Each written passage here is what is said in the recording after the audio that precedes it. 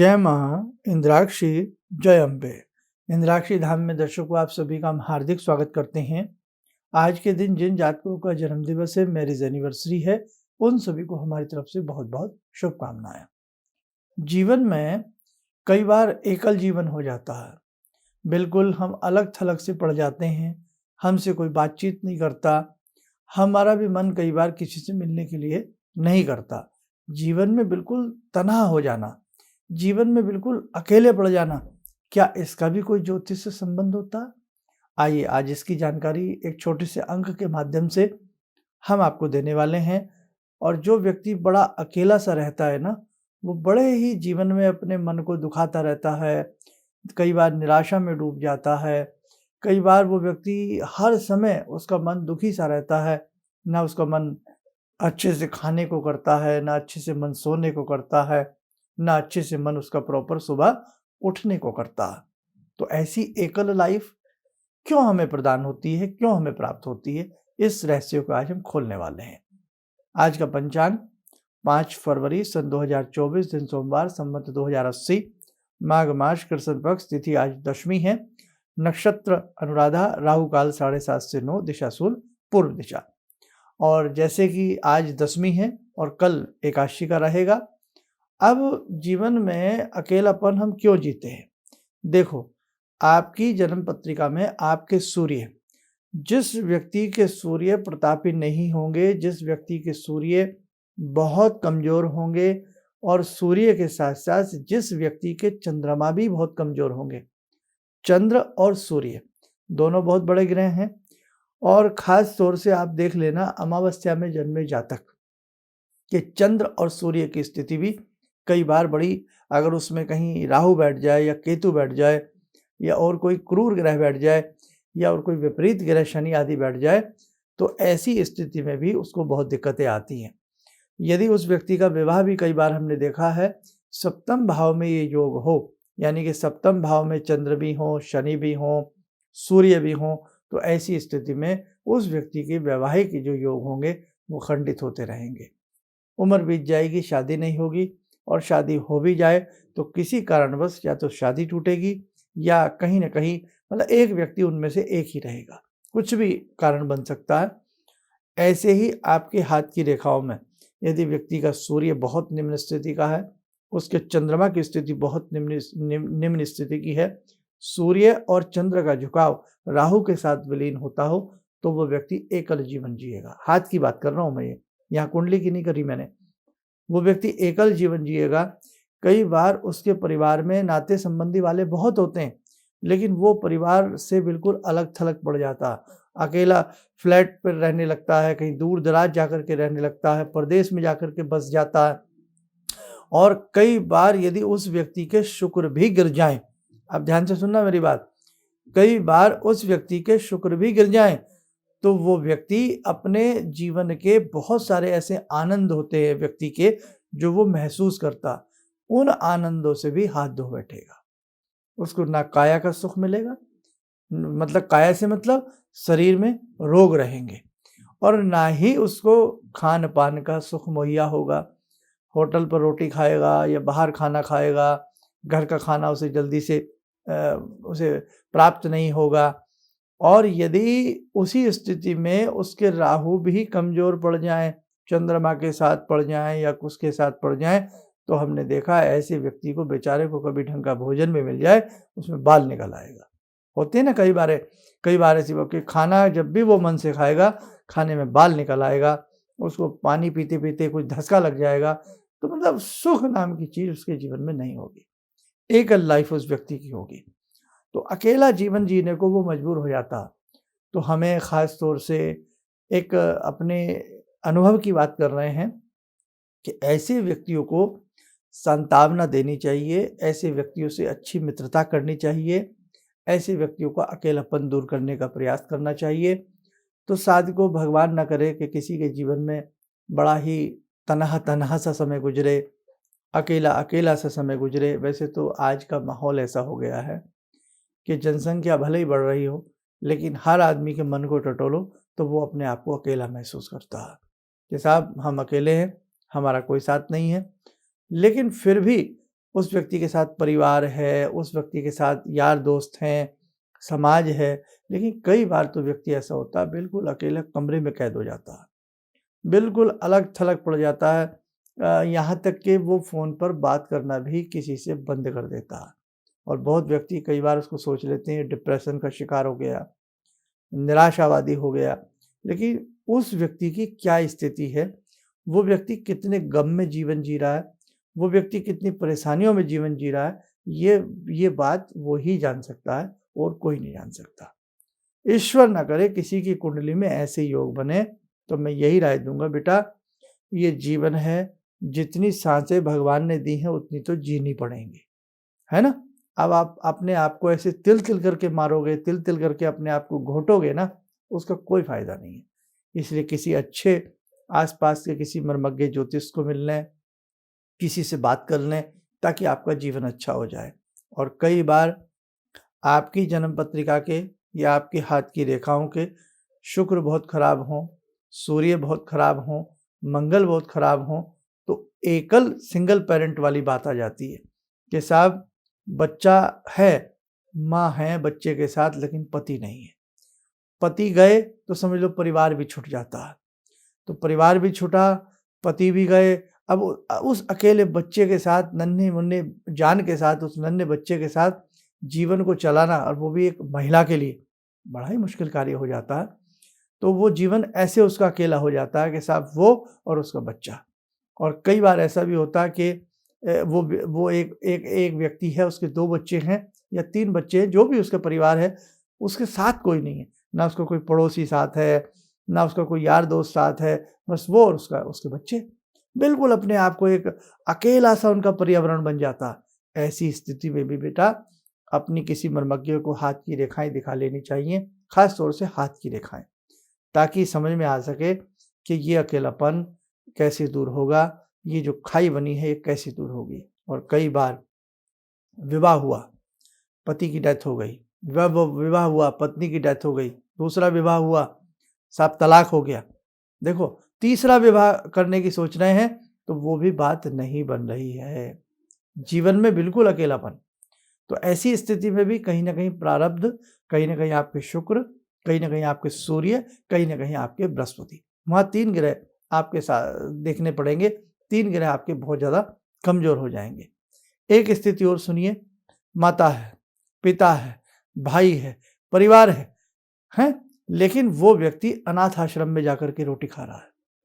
वो व्यक्ति बिल्कुल अलग हो गया, सब भूल गए परिवार के लोग उसको, जिसने जीवन भर अपने परिवार को दिया, जिसने जीवन भर परिवार के लिए किया और आज वो व्यक्ति दाने-दाने के लिए मोहताज है, अकेला भटक रहा है, छोड़ दिया उसको भटकने के लिए, हैं? और कभी अनाथ आश्रम में खाता है, कभी कहीं खाना खाता है, भटक रहा है अपने जीवन को लेकर के। तो ये योग भी बड़ा ही जहरीला योग होता है। तो एकल योग, एकांत योग और वो भी दुःख भरा योग, ये बड़ा कठिन योग हो जाता है। इसलिए भगवान ना करे किसी के जीवन में इस प्रकार की बातें हों। और यदि कई बार ऐसा होता है कि हमारे पास पैसा है, हमारे पास धन है, हमारे पास जेवर है, धन है, हमारे पास प्रॉपर्टी है, सब कुछ है, लेकिन हम अकेले हैं, साथ कोई नहीं है।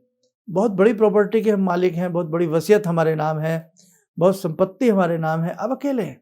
ना साहब खाने को जी करता, ना साहब अच्छे से किसी से मिलने को जी करता, अकेलापन।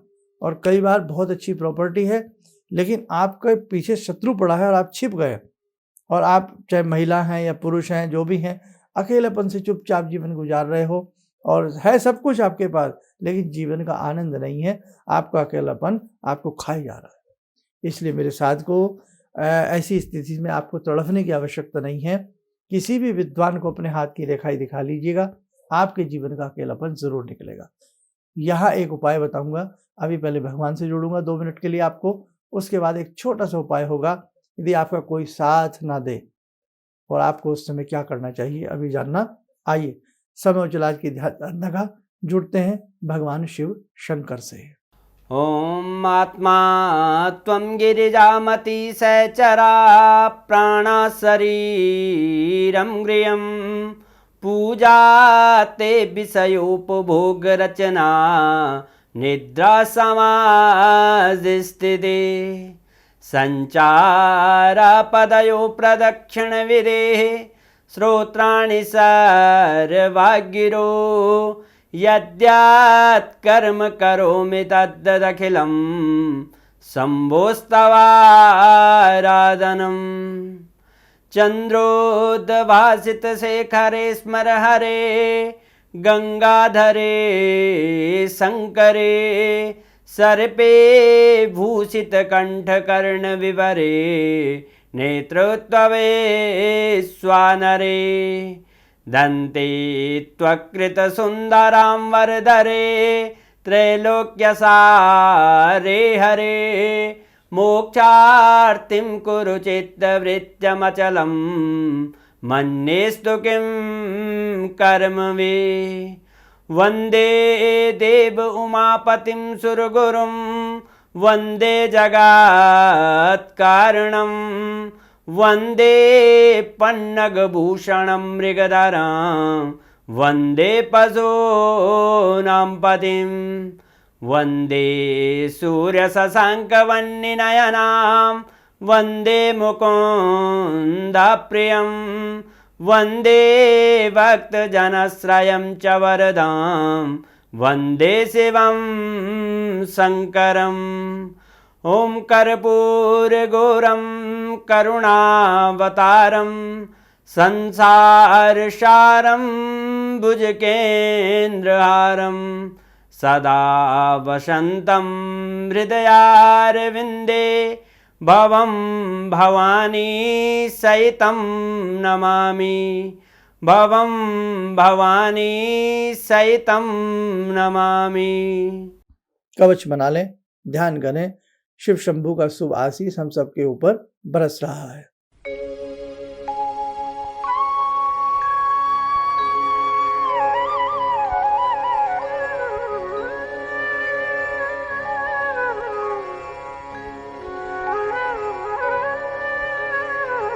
ओम बोलते हुए नेत्र खोलें, सामान्य हो जाए। देखो साधकों, ऐसी स्थिति में दो चीजें बड़ी काम आती हैं। सूर्य साधना, मैं अक्सर गायत्री मंत्र की बात करता हूं, मैं आपको चैलेंज के साथ ये बात कहता हूं। क्या? चैलेंज के साथ, और इसके साथ साथ पूर्ण विश्वास के साथ, पूर्ण भरोसे के साथ आप बहुत अच्छे तरीके से सूर्य की तरफ मुंह करके सुबह बैठ जाएं, आलती पालती मार करके कमर सीधी कर लें। भगवती का फोटो है तो ठीक है, नहीं तो सूर्य का ही ध्यान करके आप आधा घंटा या 1 घंटा गायत्री मंत्र पढ़ने लग जाइए। आप 6 माह, अब देखो आपके जीवन में ये संकट भी तो बहुत पुराना है ना, लंबे समय से आप पीड़ित हैं, प्रताड़ित हैं या अकेले तड़फ रहे हैं। आप गायत्री मंत्र 1 घंटा करने लग जाइए, आपको पहले ही महीने में अद्भुत चमत्कार दिखेगा। गायत्री जो है ये प्रारब्ध से प्रारब्ध, पूर्व से पूर्व जन्म के जो हमारे मैले कुचैले पाप है ना, उनको सबको शमन कर देती है, धो डालती है। दूसरे माह में आपको धीरे धीरे सांसें आएंगी, मन लगेगा जैसे एक पौधे के अंकुर फूटते हैं। तीसरे माह में आपकी आंखों में चमक आएगी, लगेगा जिंदगी जीनी चाहिए, ऐसे नहीं मरना साहब। चौथे महीने में आपके संबंध प्रगाढ़ होंगे, आपको कहीं ना कहीं से अच्छी कुछ बातें मिलेंगी। पंचम और छठा माह आपके लिए आपकी जिंदगी को बदल देगा। लेकिन 1 घंटा गायत्री तरीके से, गायत्री ब्रह्म मुहूर्त के साथ सुबह सुबह गायत्री, सूर्य निकलने से करीब 2 घंटा पहले। अब ये नियम तो है साहब, कुछ पाना है तो कुछ तो कष्ट उठाना पड़ेगा। आज का समय हो गया कि हम कष्ट नहीं उठाना चाहते, मगर गुरुजी मिल जाए, गुरुजी तिलक लगा दें, माथे पे हाथ रख दें, कल्याण हो गया, चलेगा। अब ये चाहता है हर आदमी। कोई गुरुजी यहाँ बाजू पे ताबीज बांध दें या कोई ऐसा नग पहना दें आपको, पुखराज वगैरह, कुछ भी, आपकी जिंदगी बदल जाए। बस आपकी बस भरी, आपको कहीं दर्शन करा लाएं और आपकी ज़िंदगी बदल जाए। अब सब रेडीमेड चाहते हैं, फटाफट फटाफट इंस्टेंट चाहते हैं। भैया अगर ऐसे जीवन बदलने लगे ना, तो जो मंदिरों में बैठे हैं ना, वो लोग मंदिरों के बाहर बैठे हैं, है ना, वो कटोरा ना लेते हाथ में। इसलिए बेटे जागो तो सवेरा है, नहीं तो फिर जीवन में अंधेरा ही अंधेरा है। कुछ करोगे तो कुछ पालोगे। भगवान हर जगह व्याप्त है, आपके अंदर भी है। मुझ में राम, तुम में राम, राम ही राम समाया। इसलिए ध्यान रखना, भगवान को पाना है तो बहुत सुंदर तरीके से उसकी भक्ति करनी पड़ेगी। और जब सुंदर भक्ति होती है और जब हम भगवान के दर्शन करते हैं या भगवान के दर्शन करने जाते हैं तो अलग ही आनंद आता है। लेकिन इस भाव के साथ भगवान के दर्शन करना कि करना कुछ ना पड़े, बस मुझे आज भगवान के मंदिर आ गया, यहीं से आशीर्वाद मिल जाए, वो भाव आपका भाव अच्छा नहीं है। तो आप ध्यान रखना, गायत्री ब्रह्म विद्या है। ये बड़े-बड़े इस चीज़ को बहुत लोगों ने किया है, अरबों-खरबों लोगों ने गायत्री मंत्र किया है और इस वायुमंडल में गायत्री मंत्र का एक-एक अक्षर जीवित है, प्राणवान है, ऊर्जावान है। इसलिए गायत्री साधक जो जल्दी से जल्दी अपनी स्थिति को, अच्छी स्थिति को प्राप्त कर लेता है, क्योंकि यूनिवर्स में सारी चीज़ें विद्यमान हैं, कोई चीज़ मरती नहीं है। हमने जो बोला, आज सुन रहे हैं, ये चीज़ें हैं, ये अमर रहेंगी। भगवान कृष्ण ने कब संवाद किया, आज भी साइंटिस्ट लगे हुए हैं कि वो संवाद दोबारा से सुन लिया जाए। तो कहने का भाव मेरा आपसे यही है कि गायत्री को अच्छे से साध लेना और 1 घंटा शाम को कर लेना। शाम को सूर्य छिपने से पहले करना और सुबह में सूर्य उदय होने से पहले गायत्री शुरू कर देना। 2 घंटा ना सही तो 1 घंटा पहले कर देना। ना चमत्कार मिले, ना आपका जीवन सुधर जाए तो हमें बताइएगा। और उसके साथ साथ यदि आप कहीं से गुरु दीक्षित होकर के गायत्री मंत्र पढ़ते हैं, गुरु दीक्षा लेकर के पढ़ते हैं, तो आपके जीवन का अकेलापन दूर हो जाएगा। जहाँ जीवन की अनेकों समस्याएं आपसे ना सुलझ पाती हो, रास्ते ना मिल पाते हो, कुंडलियाँ दिखा करके थक गए हो, है ना, ताबीज गंडे पहन के थक गए हो, आप एक बार करके देखें। लेकिन शर्तें हैं साहब कि निरामिष भोजन, शुद्ध आहार, शुद्ध विहार आपको रखना पड़ेगा, तब आपके जीवन में चमत्कार आएगा ही आएगा। ठीक है, तो आज के लिए बस मैं इतना ही चाहूँगा कि एक बार आप भगवती जगत जननी के चरणों में बैठ करके देखें, आपके जीवन का अकेलापन, आपके जीवन का अंधकार सभी मिट जाएगा। चलिए, आप स्वस्थ रहें, सुखी रहें। इन्हीं शुभकामनाओं के साथ हम अपनी वाणी को विराम देते हैं। जय जय अम्बे। गुरुजी, मैं गुवाहाटी से आई हूँ और मैंने टीवी में ही आपका प्रोग्राम देखा था, जिसमें आपने मुझे, मतलब मैंने सुना था, उसमें आपने हिरण्यहंस सूर्य को देखते हुए बताया था 3 माला करने के लिए। वो मैंने जब से शुरू किया,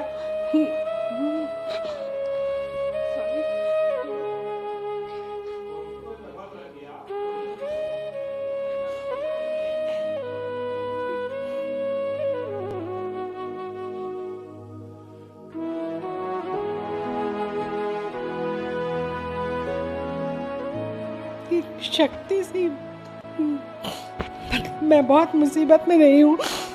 एक पावर सा मेरे अंदर आया और मुझे एक नेगेटिविटी दूर हुई और मतलब मैंने ऐसा फील किया कि मैं उस प्रॉब्लम को फेस कर सकती हूँ और अभी भी मतलब कंटिन्यू है मेरा वो, तब तक शायद जब तक मेरा जीवन रहेगा, जब तक मेरी प्रार्थना पूरी ना हो जाए।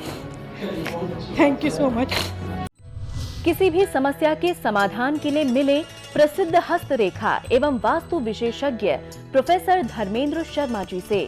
नोट: शिविर में भाग लेने हेतु एवं व्यक्तिगत रूप से मिलने के लिए कॉल करने का समय सुबह 10 बजे से शाम 6 बजे तक।